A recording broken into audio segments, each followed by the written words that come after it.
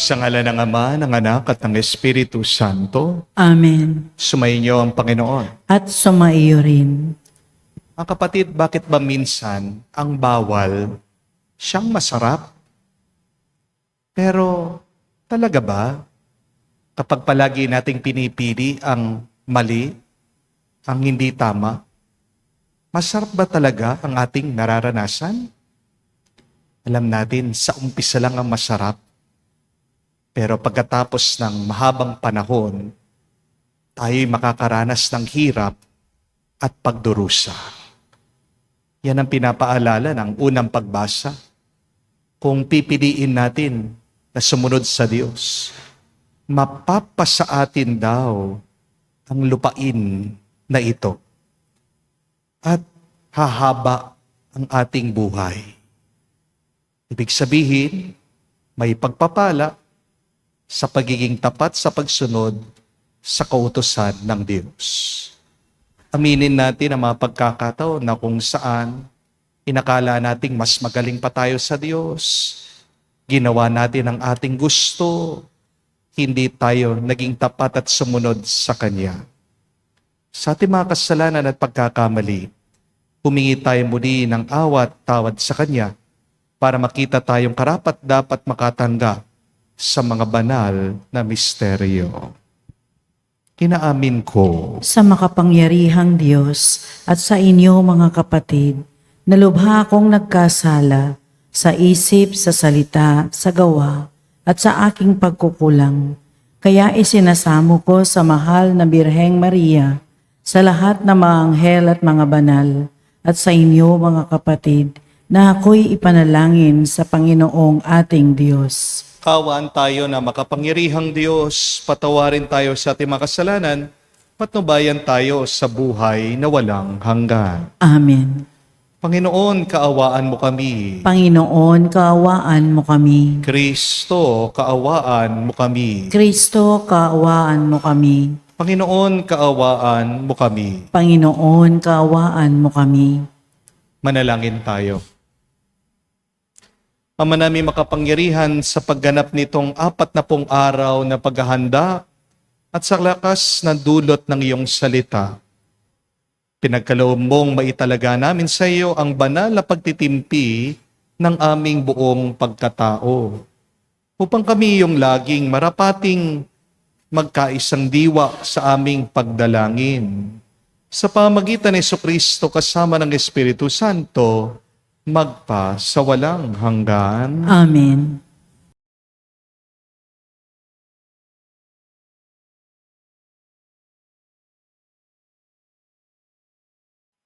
Pagbasa mula sa aklat ng Deuteronomio.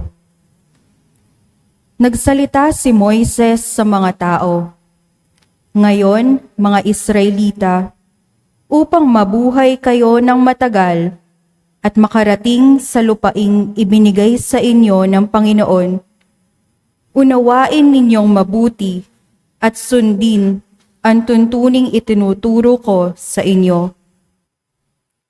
Ngayon nga'y itinuturo ko sa inyo ang mga tuntuning ito upang sundin. Unawain ninyo ito at sunding mabuti. Sa gayon, makikita ng ibang bansa ang inyong karunungan at lawak ng pangunawa.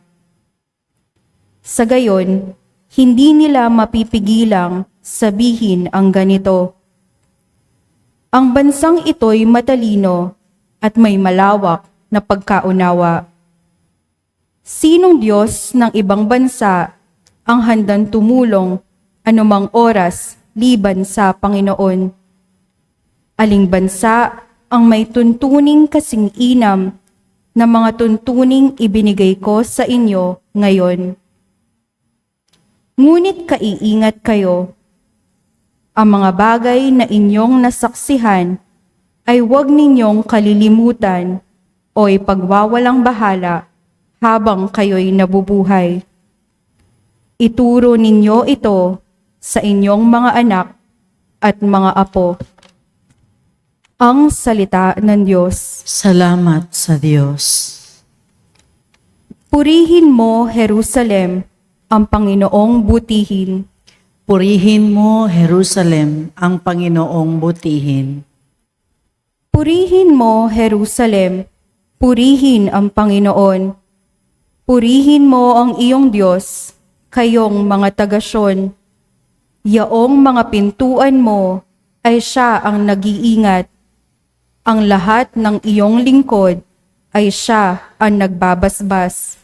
Purihin mo, Jerusalem, ang Panginoong butihin.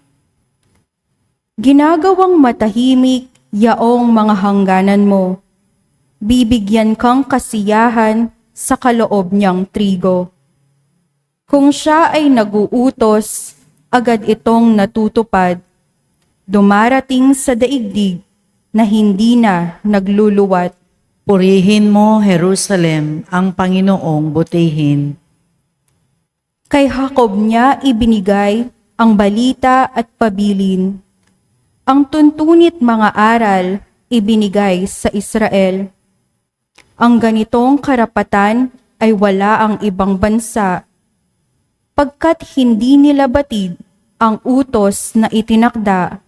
Purihin ang Panginoon. Purihin mo, Jerusalem, ang Panginoong butihin.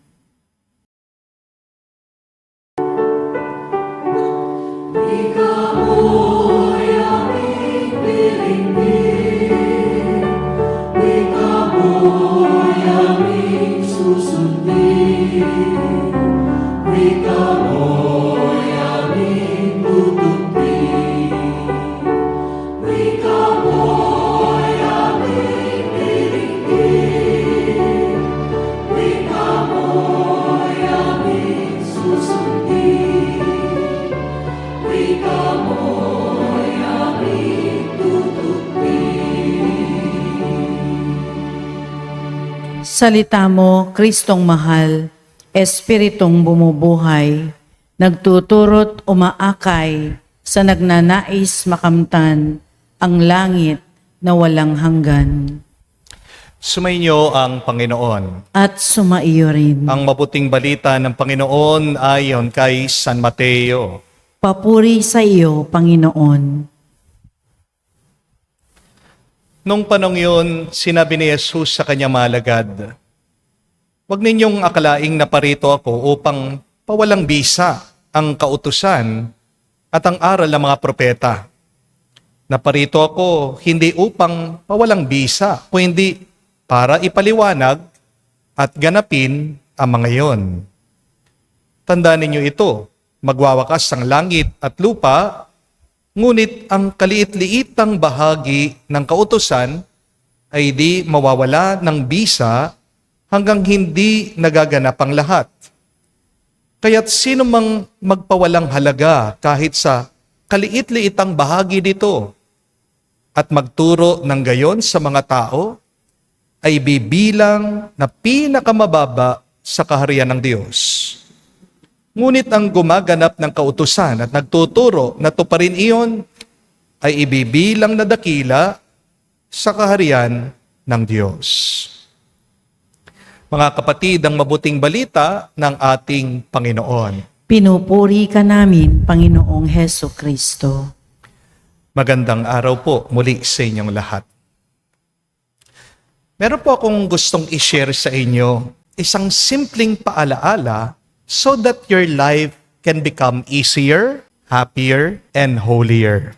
And this is what I want you to remember, my dear friends. It is not what you do, but it is why you do it. Ulitin ko po. It is not what you do, but why you do it that really matters. Sa Tagalog po, wala yan sa iyong ginagawa. Nasa dahilan mo kung bakit mo yan ginagawa ang tunay na mahalaga.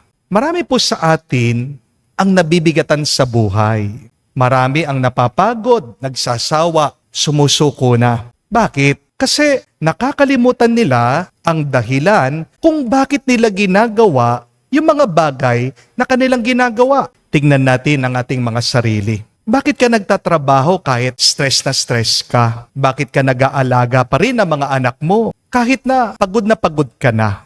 Bakit nag-aaral ka kahit na sumasakit na ang iyong ulo? Bakit kumakayod ka pa rin kahit na malayo ka sa iyong pamilya? May panganib ng gera, homesick ka.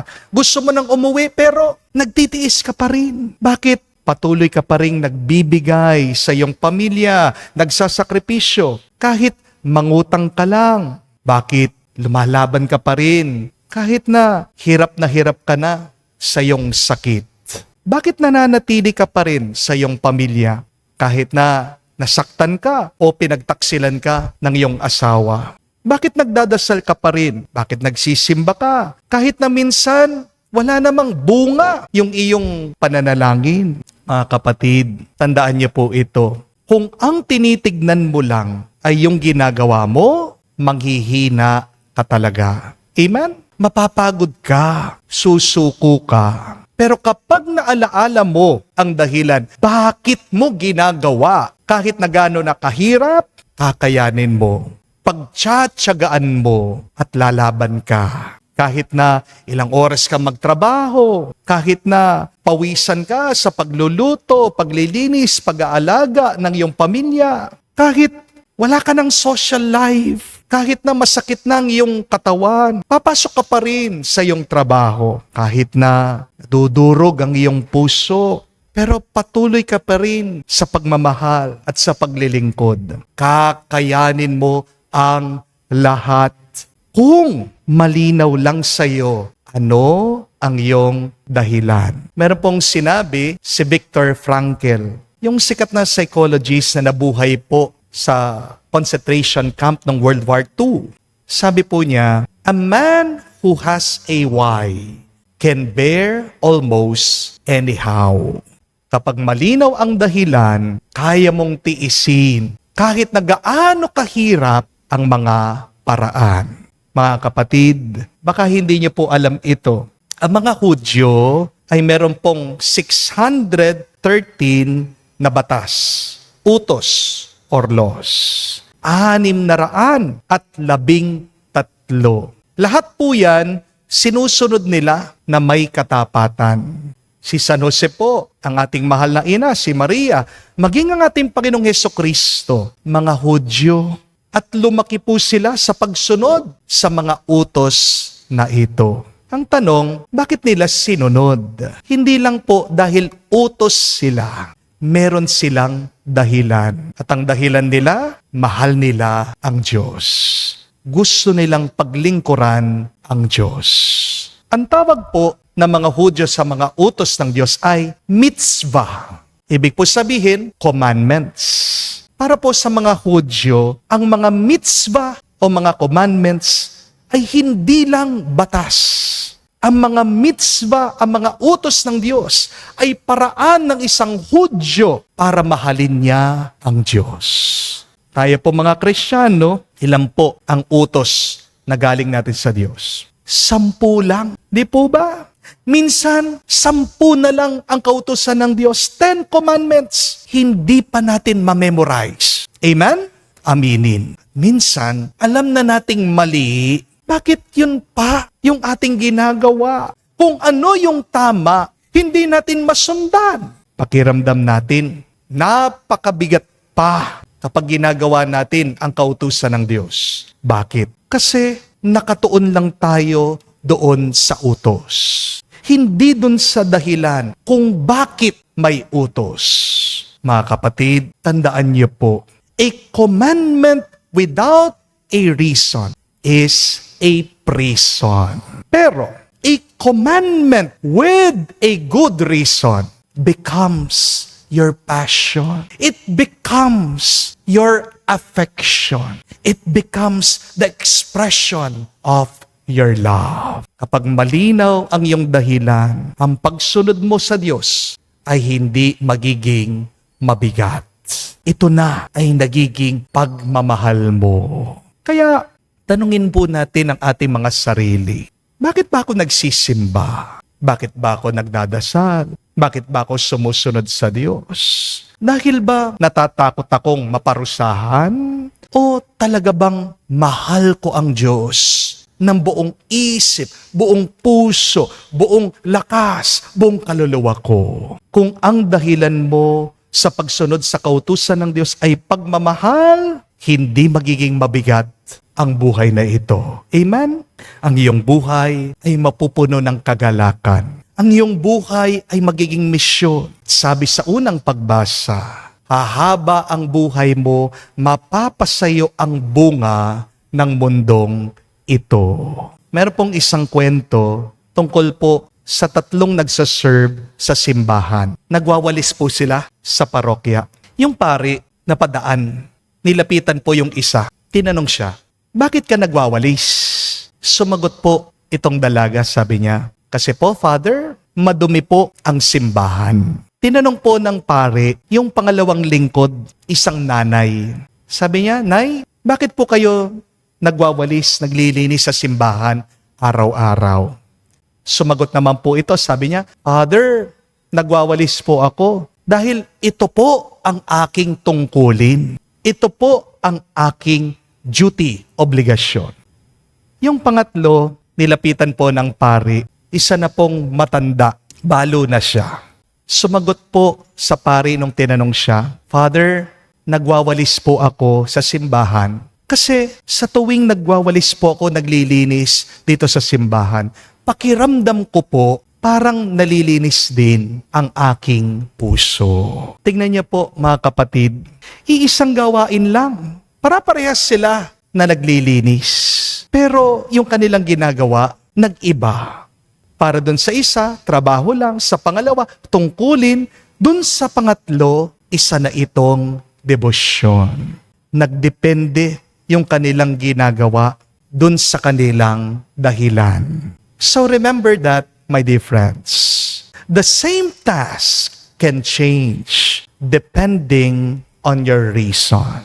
What you do can be a labor, or it can be your duty, or it can be your devotion.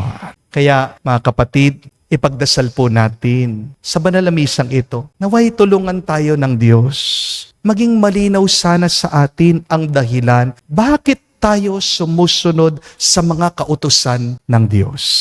Hindi nagbibigay ang Diyos ng mga utos para ikulong tayo, para alisin ang laya ng ating buhay. Pero ang mga utos na yan ay makakatulong para tayo magkaroon ng buhay at buhay na walang hanggan. Harinawa, matuklasan natin ang pinakamagandang dahilan bakit tayo naglilingkod, bakit tayo sumusunod sa Kanya. Hindi dahil kailangan o hindi dahil mahal na mahal natin ang Diyos.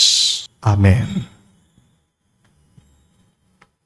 Tumayo po tayo, alay po natin sa Diyos ang ating mga dasal at panalangin. Manalangin tayo sa Diyos na ating Ama, ang nagbibigay ng lahat ng mga mabubutihing biyaya upang lagi nating sundin ang kanyang mga batas na may bukas na loob tulad ni Kristo. Ating sabihin, Panginoon, dinggin mo kami. Panginoon, dinggin mo kami. Ang simbahan naway maghatid sa mga tao ng liwanag ni Kristo sa pamamagitan ng pangangaral ng Ebanghelyo. Manalangin tayo sa Panginoon. Panginoon, dinggin mo kami. Ang mga mambabatas naway magsagawa ng mabubuting batas para sa kapakanan ng mga tao. Manalangin tayo sa Panginoon. Panginoon, dinggin mo kami. Ang mga pinuno ng pamahalaan naway magpatupad ng mga batas at maghatid ng kalayaan at katarungan sa kanilang mga nasasakupan. Manalangin tayo sa Panginoon. Panginoon, dinggin mo kami. Sa katahimikan po ng ating puso, banggitin natin sa Diyos ang ating mga personal na pangangailangan.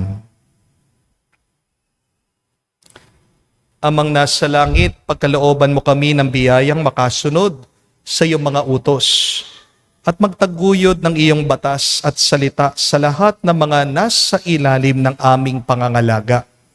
Hinihiling namin ito sa pamagitan ni Kristo, aming Panginoon. Amen.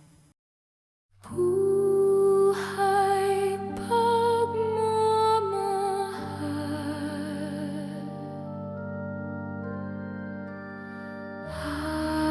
alak at tinapay, sana'y tanggapin mo, amang mapagmahal,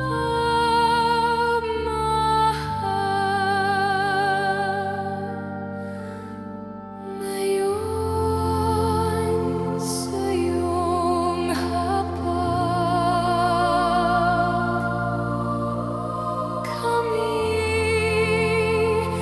nag-aalay.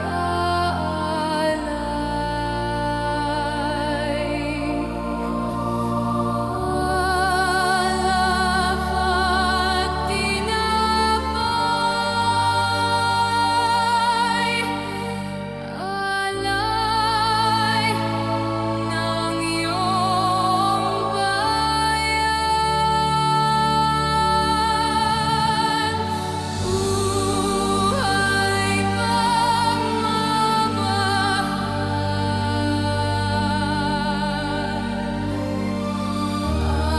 alak at tinapay,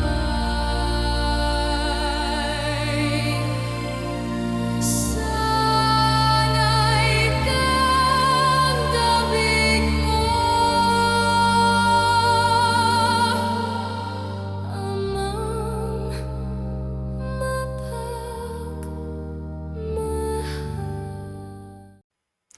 Manalangin kayo mga kapatid, para ang ating mga paghahain ay kalugdan ng Diyos, amang makapangyarihan. Tanggapin nawa ng Panginoon itong paghahain sa iyong mga kamay, sa kapurihan niya at karangalan, sa ating kapakinabangan at sa buong sambayanan niyang banal. Ama naming lumikha, tanggapin mo ang mga panalangin at alay ng iyong sambayanan, at kami pagtanggol mo sa mga ligalig sa buhay. Pakundangan sa paghahain ngayon, pinagdiriwang sa pamagitan ni Jesucristo, kasama ng Espiritu Santo, magpa sa walang hanggan. Amen. Sumainyo ang Panginoon. At sumaiyo rin. Itaas sa Diyos sa inyong mga puso at diwa. Itinaas na namin sa Panginoon. Pasalamatan natin ang Panginoong ating Diyos. Marapat na siya ay pasalamatan. Ama naming makapangyarihan, tunay nga marapat na ikaw ang aming pasalamatan. Sa pamagitan ni Jesucristo na aming Panginoon, sa aming kusang pagtitiis ng hirap, tinutulungan mo aming maitumpak ang kinamihas ng pagsalungat sa pananagutang iyong iniatas sa aming pagtulad sa anak mong mahal na nagpakasakit para sa tanan, ang pagsisikap namin iyong kinalulugnan at ang pagpapakabuti namin iyong kinararangal.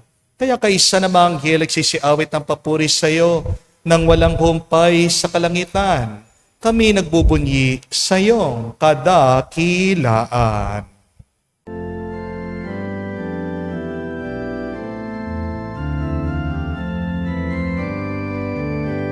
Santo, Santo, Santo, Panginoon Diyos ng mga hukbo, napupuno ang langit at lupa ng kadakilaan mo.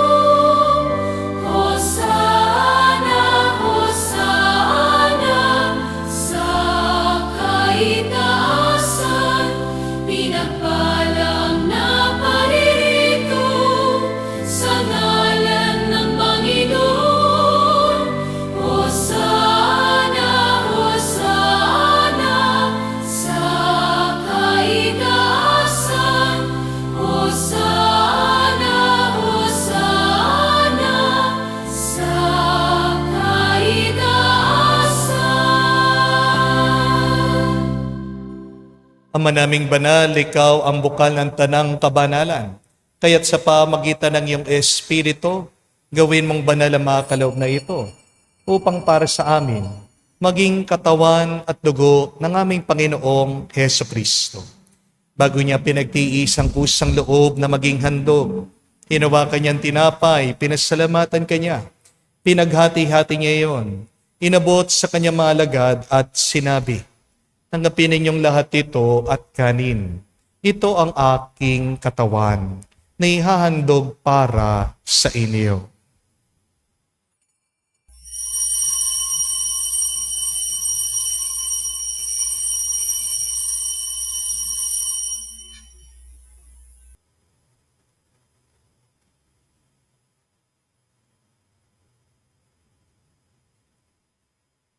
Gayon din naman na matapos ang hapunan, hinawakan niyang kalis. Muli kanyang pinasalamatan. Nabot niyang kalis sa kanyang malagad at sinabi, "Tanggapin ninyong lahat ito at inumin. Ito ang kalis ng aking dugo, ng bago at walang hanggan tipan. Ang aking dugo na ibubuhos para sa inyo at para sa lahat, sa pagpapatawad ng mga kasalanan. Gawin ninyo ito sa pag-alaala sa akin."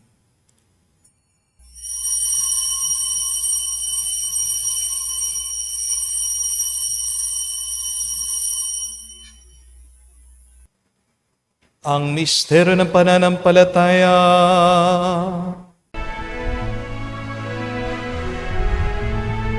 Sa krus mo at pagkabuhay, kami natubos mong tunay. Poong Jesus, naming mahal, iligtas mo kaming tanan, ngayon at magpakailanman. Ang mga ginagawa namin ngayon ng pag-alaala sa pagkamatay, muling pagkabuhay ng iyong anak. Kaya tinialay namin sa iyong tinapay nagbibigay buhay at ang kalis na nagkakaloob ng kaligtasan. Kami nagpapasalamat dahil kami yung minarapat na tumayo sa harap mo para maglingkod sa iyo. Sinasamo namin kami magsalo-salo sa katawan at dugo ni Kristo ay mabuklod sa pagkakaisa sa pamagitan ng Espiritu Santo. Amalingapin mong iyong simbahan laganap sa buong daigdig. Puspusin mo kami sa pag-ibig. Kaisa ni Leon ang aming Santo Papa, si Florentino, aming Arsobispo at ng Tanang Kaparian. Alalahanin mo rin ang aming mga kapatid na nahimlay, may pag-asang sila'y muling mabubuhay. Gayon din naman lahat ng mga pumanaw. Kawan mo't sila't patuloyin sa iyong kaliwanagan. Kawan mo't pangindapatin kaming lahat makasalo sa iyong buhay na walang wakas. Kaisa na mahal na Birhen Maria, Ina ng Diyos. Kaisa ni San Jose ang kanyang malwalhating esposo. Kaisa ng mga apostol, lahat ng mga banal, na namuhay dito sa daigdig na kalugod-lugod sa iyo. May pagdiwang nawa namin ang pagpupuri sa ikararangal mo sa pamamagitan ng iyong anak, aming Panginoong Heso Kristo. Sa pamamagitan ni Kristo, kasama niya at sa Kanya, ang lahat ng parangal at papuri ay sa iyo, Diyos Ama, makapangyarihan, kasama ng Espiritu Santo, magpasawalang hanggan.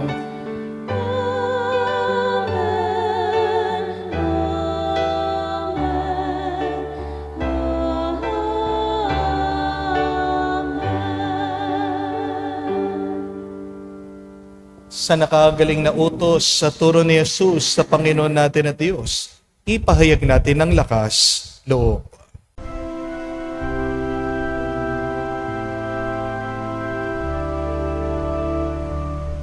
Ama namin, sumasalangit ka, sambahin ang ngalan mo, mapasa amin ang kaharian mo, sundin ang loob mo dito sa lupa.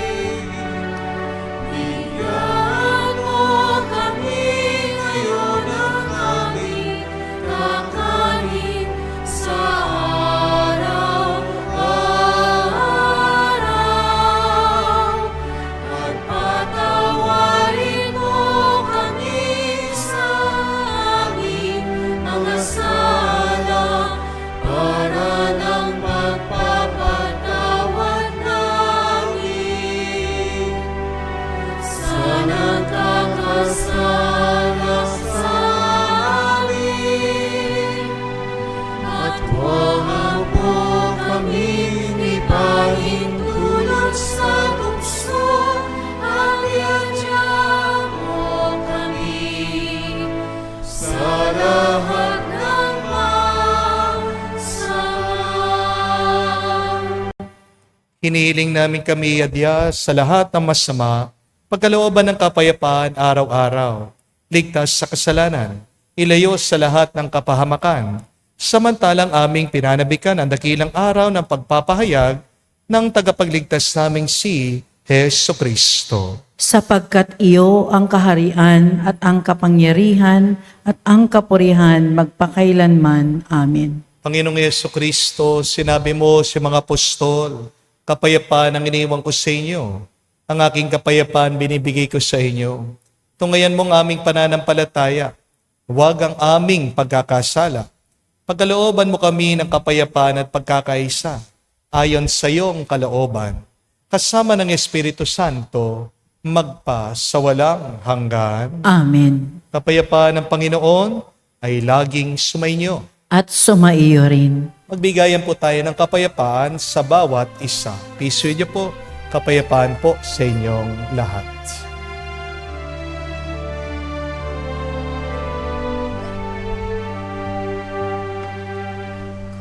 Cordero ng Diyos na nag-aalis ng mga kasalanan ng sanlibutan, maawa ka sa amin. Maawa ka sa amin. Cordero ng Diyos na nag-aalis ng mga kasalanan ng sanlibutan, maawa ka sa amin. Maawa ka sa amin.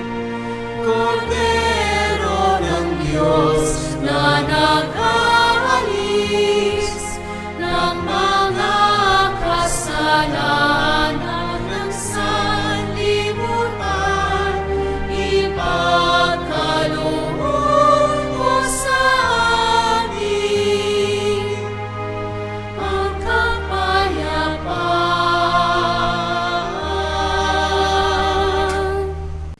Mga kapatid, naririto ang ating Panginoong Jesucristo, ang Kordero ng Diyos. Siya nag-aalis sa mga kasalanan ng sanlibutan. Mapalad tayong lumalapit sa piging ng Kordero. Panginoon, hindi ako karapat-dapat na magpatuloy sa iyo, ngunit sa isang salita mo lamang ay gagaling na ako.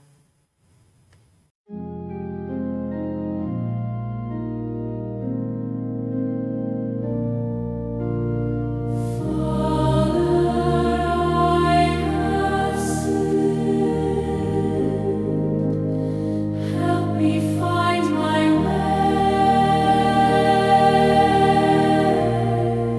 Remember not my sin.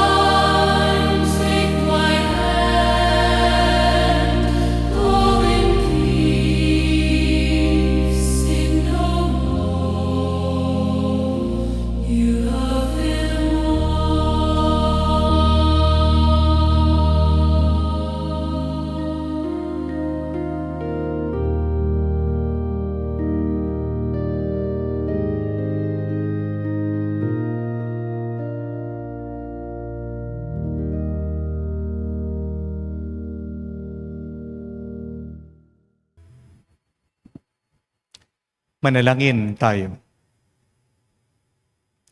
Ama namin mapagmahal, kami naway pabanalin ng aming pinagsaluhan sa hapag ng banal na pakikinabang. Sa pagsunod sa mga pangakong iyong binigay, sa pamagitan ni Jesucristo, kasama ng Espiritu Santo, magpa sa walang hanggan. Amen. Magandang itanong araw-araw, bakit ko ba ginagawa ang mga bagay na aking ginagawa? But the best life is living a life with purpose. Again, if you want your life to be happier, longer, holier, healthier, then it's not what you do. It's why you do it. Naway maging malinaw sa atin ang dahilan bakit sumusunod tayo sa makautasan ng Diyos. Naway maging malinaw sa atin ang dahilan bakit sumusunod tayo sa mga kautusan ng Diyos. Ito ay dahil sa pagmamahal natin sa Kanya. Utang na loob natin ang ating buhay sa Diyos. Hari nawa, sumunod tayo sa Kanyang kagustuhan dahil tayo din naman ang makikinabang diyan. Kaya, magandang tanong sa atin. Tanong mo sa iyong sarili, bakit ka ba bumabangon araw-araw? Bakit ka pa rin lumalaban? Bakit ka pa rin nagpapatuloy? Kapag nakita mong dahilan, yan ang magbibigay sa iyo ng lakas. You can choose from 3 reasons why you do the things that you do. Is it because it's your work? Or is it because it is your duty? Hopefully, much deeper than that, you may see everything that you do as your love, as your devotion. Dahil kapag ginagawa mo mga bagay-bagay, lalong-lalo na pagsunod sa kautusan ng Diyos, ang pagmamahal, nagiging magaan at masarap ang buhay na ito. Sumainyo ang Panginoon. At sumaiyo rin. At kayo basbasan ng Diyos, makapangyarihan sa lahat, sa ngalan ng Ama, ng Anak, ng Espiritu Santo. Amen. Ang ating misa'y natapos na, humayo kayo sa kapayapaan ni Kristo. Salamat sa Diyos.